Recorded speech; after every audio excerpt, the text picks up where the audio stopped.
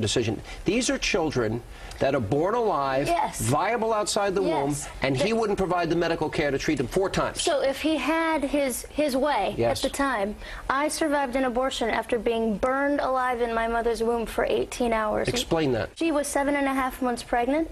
Many people don't realize that at different points throughout the places throughout the United States, you can have an abortion at 9 months. So your mother was trying to abort you? Yeah, saline abortion, and I was being burned alive, and I was delivered alive in a clinic in Los Angeles after 18 hours. So the lack of oxygen to my brain is what caused my gift of cerebral palsy. How did you survive? How were you saved? And the abortionist was not on duty the moment that I came into this world. Hallelujah.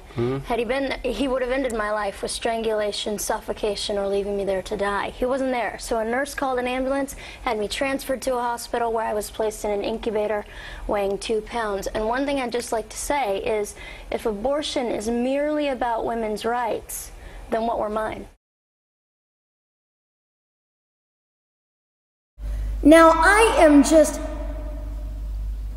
compelled to say this. If abortion is merely about women's rights, ladies and gentlemen, then what were mine?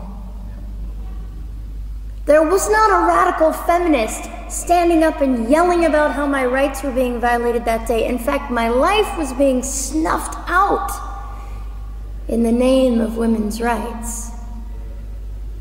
And ladies and gentlemen, I would not have cerebral palsy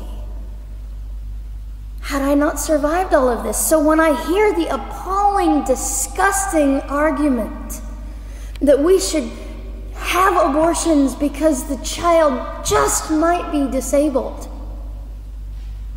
oh, the horror that fills my heart. Ladies and gentlemen, there are things that you will only be able to learn by the weakest among us. And when you snuff them out, you are the one that loses.